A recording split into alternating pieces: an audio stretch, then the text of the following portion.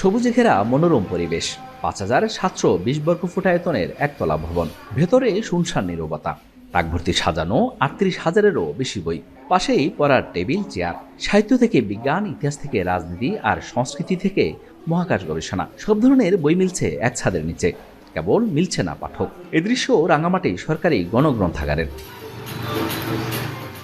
রাঙামাটির এই সরকারি গণগ্রন্থাগারটি জেলায় জ্ঞান চর্চার কেন্দ্র হিসেবে গড়ে ওঠার কথা।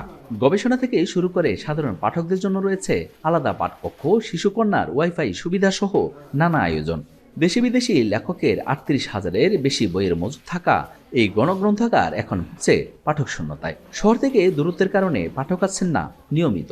আমরা গল্প বই বেশি আগ্রহী, গল্প পড়ার জন্য আসি, বন্ধুরা মিলে সবাই গোয়েন্দা কাহিনী পড়ি, গল্পের বই থেকে উপন্যাস ওগুলো পড়ি, তারপর পত্রিকা পড়ি। বিভিন্ন ধরনের রেফারেন্সের বই, কবিতার বই, সাহিত্য বিষয়ক বই, এই গল্প সংগ্রহ, কবিতা সংগ্রহ, বিভিন্ন ধরনের বই আছে এখানে। লাখের উপর জনবসতি আছে, কিন্তু সেখানে মানুষ দূরত্বের কারণে যায় না।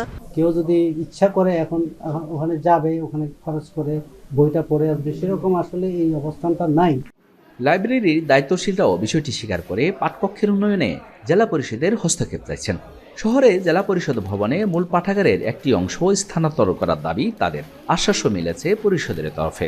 কলেজ থেকে একটা ছাত্র যদি এখানে আসতেও তাদের আসতে যাইতে 40 টাকা খরচ হয়ে যায়। একটা বেকারের পক্ষে কিন্তু একটা ছাত্রের পক্ষে যা কিন্তু অসম্ভব। জেলা পরিষদের একটা যে কোনো একটা স্থাপনার মধ্যে আমরা যদি লাইব্রেরিকে একটা অংশ এখানে নিয়ে আসতে পারি শহরের মধ্যে, তাহলে আমাদের পাঠক সংখ্যা আরো বাড়বে বলে আমি আশা করি।